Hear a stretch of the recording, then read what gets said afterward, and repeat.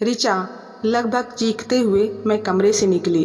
अब बस भी करो, कितनी बार समझाया है कि लड़कियों को ऐसे चिल्ला चिल्ला कर बात नहीं करनी चाहिए, पर तुम्हारी खोपड़ी में तो मेरी कोई बात घुसती ही नहीं।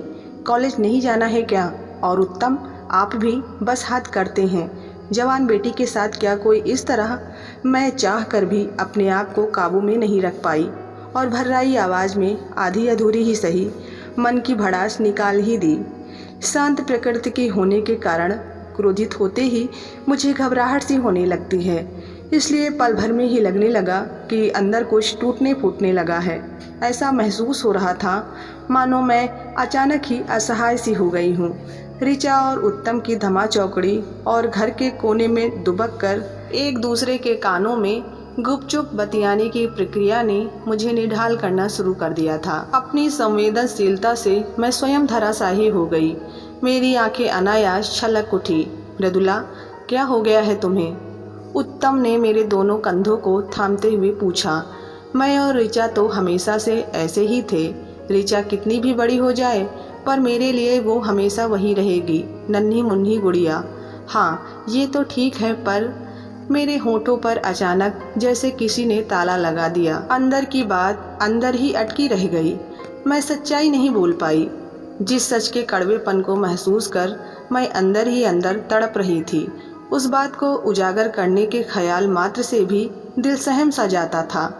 तुम बहुत चिड़चिड़ी होती जा रही हो, क्या बात है? लगता है अंदर ही अंदर कोई सोच खाई जा रही है।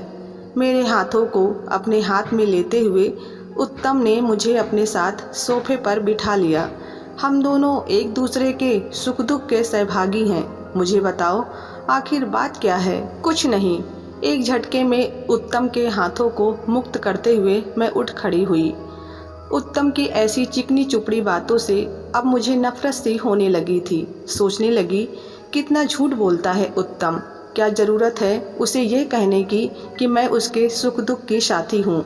यदि ऐसा होता तो वो मेरे साथ बिताए जाने वाले लम्हों को ऋचा के साथ ना बांटता।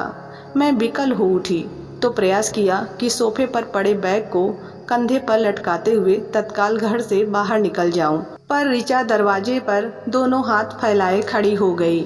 माँ, पहले नाश्ता।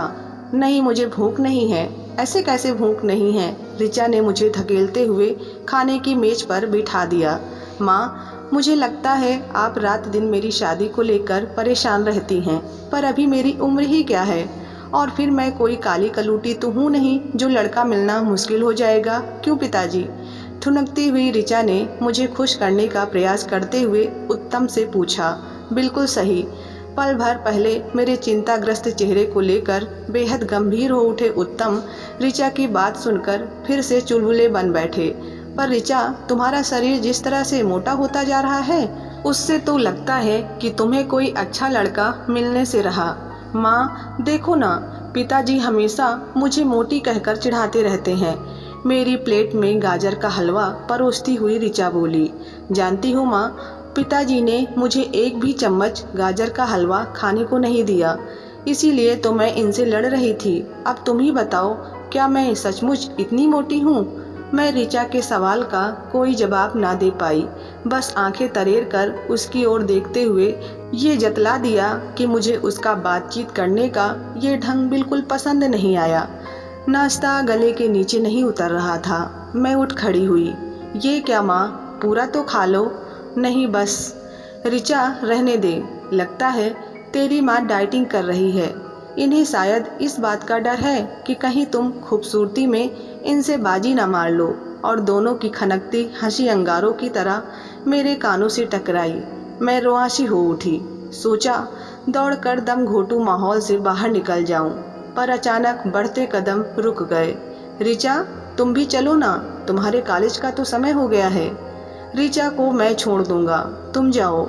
ऋचा को अपने अंक में समेटते हुए उत्तम ने कहा तो उसका साहस और ऋचा की उन्मुक्तता ने मेरे तन बदन में आग लगा दी। लाचार सी अपनी ही पीड़ा से झुलसती मैं तेजी से घर से बाहर निकल गई। उस रोज दफ्तर में किसी काम में मन नहीं लगा।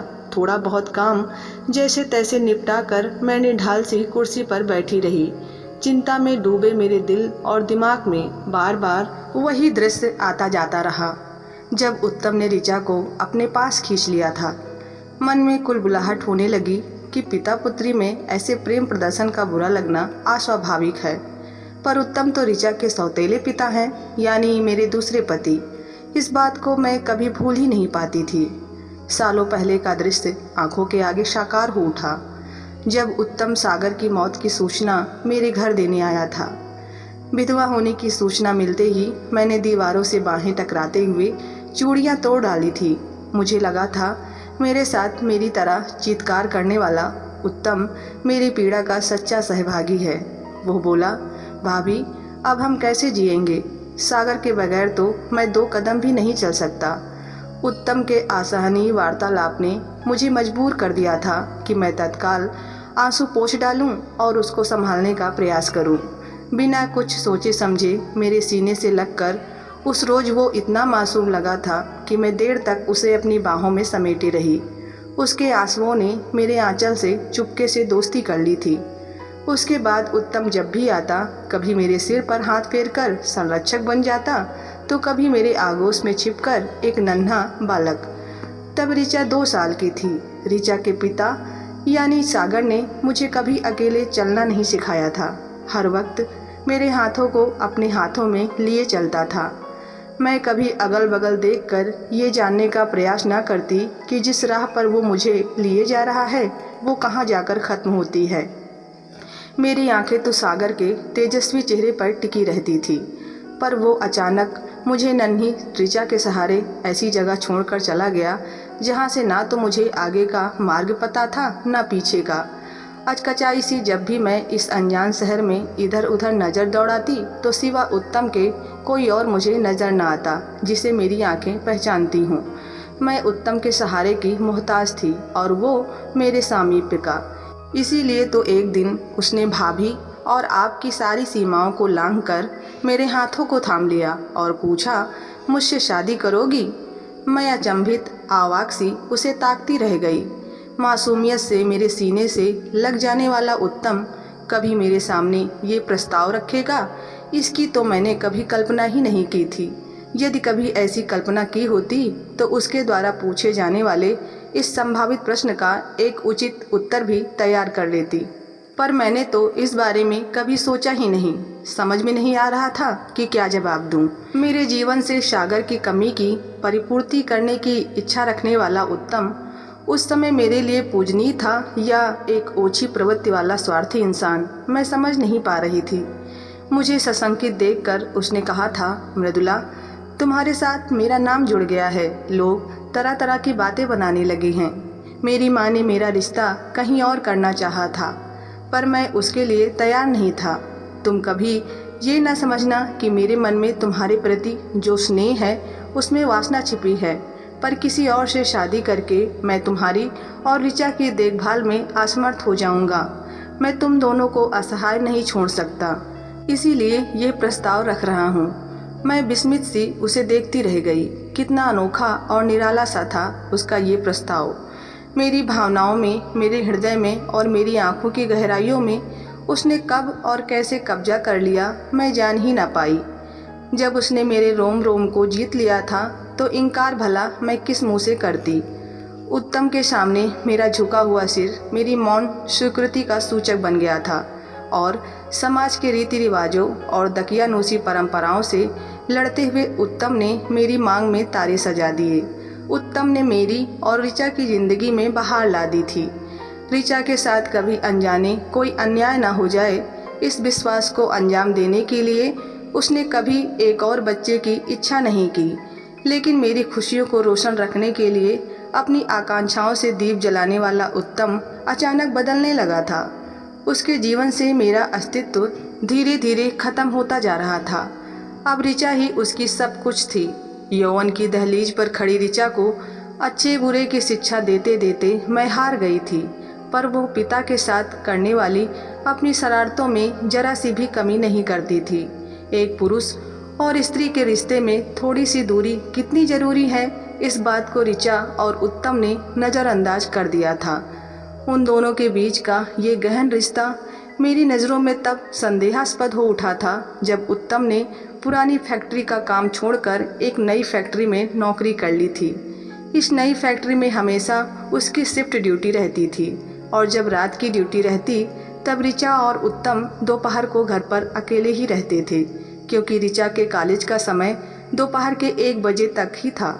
इस एकांत ने उनके स्नेह में जरा सा परिवर्तन कर दिया था। अब वे एक दूसरे के परम मित्र बन बैठे थे। सुबह शाम उत्तम ऋचा के आगे पीछे लगा रहता था। कभी उसके गोरे गालों पर चिकोटी काट लेता तो कभी उसकी कमर में हाथ डालकर उसे अपने अंक में भर लेता। जब भी उत्तम ऐसा करता मेरे दिल पर जोर की चोट लगती। पहली बार मेरा माथा तब ठनका जब एक दोपहर सिर दर्द के कारण मैं जल्दी घर लौट आई थी और ऋचा को उस रोज़ अपने शयन कक्ष में सोया पाया। उसके बाद मेरे सिर में दर्द हुआ या नहीं मुझे याद ही नहीं, क्योंकि जब कहीं गहरी चोट लगती है तब पहले वाली चोट की पीड़ा अपेक्षाकृत कम हो जाती है, और यही मेरे साथ भी हुआ। तब से मन में यही संशय भरा हुआ था कि कहीं सौतेले पिता और पुत्री के बीच कुछ अनैतिक तो नहीं। तब से मैंने उन दोनों के व्यवहार पर अपनी तेज तर्रार नज़रों से जासूसी शुरू कर दी थी और यही पाया कि वे एकांत प्रिय हो चले हैं। कुल 3 सदस्यों वाले छोटे से परिवार में भी उन्हें दखलंदाजी की बू आती थी, इसीलिए वे कभी छत पर तो कभी बगीचे के किसी कोने में दुबक जाते थे। कभी उनके बीच एक रहस्यमयी खामोशी तो कभी लोकलाज के सारे बंधनों को भूलकर वे एक दूसरे से आलिंगनबद्ध हो प्रेमालाप करते।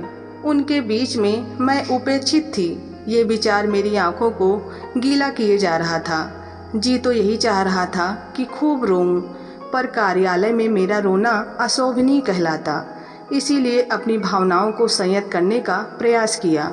जब से मेरे मन में उत्तम और ऋचा को लेकर संशय जागा तब से मैं लगातार ये प्रयास कर रही थी कि ऋचा के लिए जल्दी ही योग्य वर की तलाश करूं। सभी दोस्तों और रिश्तेदारों से मैंने इस संबंध में बात भी की थी और सभी से ये आग्रह भी किया कि ऋचा के लिए लड़का तलाशने में वे मेरी सहायता करें। घड़ी पर ध्यान गया तो शाम के 5 बज गए थे। घर जाने का समय हो गया था, पर घर शब्द से मुझे चिढ़ सी होने लगी थी। घर तो वो जगह होती है जहाँ हर कोने में स्नेह, विश्वास और त्याग की भावना भरी हुई हो। वो घर जहाँ पल पल एक गोपनीयता का एहसास भरा हो। वहाँ जाने की इच्छा भला किसे होगी, पर जाना तो होगा ही। सोचते हुए मैं उठ खड़ी हुई। घर पहुँचने से पहले मैंने निर्णय लिया कि ऋचा को अब घर पर नहीं रहने दूंगी। जब तक उसके लिए योग्य लड़का नहीं मिलता उसे लड़कियों के छात्रावास में करा दूंगी। इसके अलावा मेरे पास कोई और रास्ता नहीं था। लेकिन मैं इस बात को लेकर भी चिंतित थी कि उत्तम को वजह क्या बताऊंगी। ऋचा को घर से दूर करने की बात पर वह ज़रूर नाराज़ हो जाएगा। हो सकता है मुझसे लड़े भी। घर पहुंची तो बरामदे में ही कुर्ता पजामा पहने और साल लपेटे बड़ी बेसब्री से चहलकदमी करता उत्तम नजर आया। उसको देखते ही मन में कड़वाहट सी भर गई। किसका इंतजार कर रहा है, यह जानने की उत्सुकता थोड़ी बहुत तो थी, पर पूछने की इच्छा ही नहीं हुई। मैं तेजी से शयन कक्ष में पहुंचकर निढाल सी बिस्तर पर गिर पड़ी और पता ही नहीं चला कब आंख लग गई। मृदुला, उठो ना, सो क्यों रही हो? मुझे झकझोरते हुए उत्तम ने उठा दिया। थोड़ी देर सोना चाहती हूँ, बड़ी थकान हो रही है।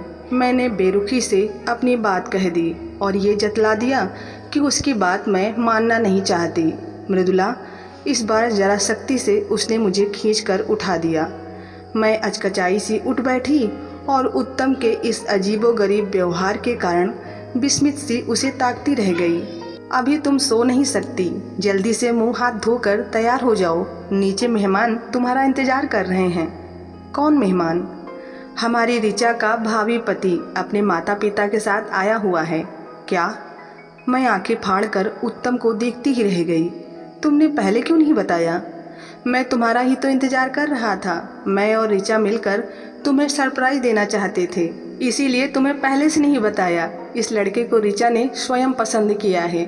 पिछले महीने जब उसने मुझे ये बात बताई तब से मैंने निर्णय लिया कि अकेले ही पहले उस लड़के को परखूंगा और यदि वह हमारी बेटी के योग्य सिद्ध हुआ तो फिर तुम्हें बताऊंगा।